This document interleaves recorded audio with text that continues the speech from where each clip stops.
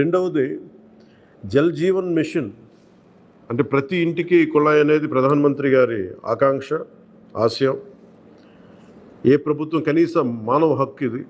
అలాంటి జల్ జీవన్ మిషన్కి సంబంధించి గత 5 సంవత్సరాలుగా ఎక్కడ కూడా సంతృప్తికరంగా గత ప్రభుత్వం చేయలేదు. రాష్ట్రంలో గ్రామీణ తాగునీటి సరఫరా ఇది అసలు ఏ స్థాయిలో ఉంది?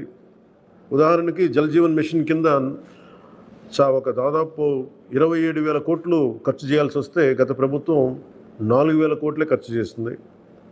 ఆ 4,000 కోట్లు ఖర్చు కూడా పెట్టిన విధానం ఏ స్థాయిలో ఉంది? నిజంగా నీటి సరఫరా అవుతుందా?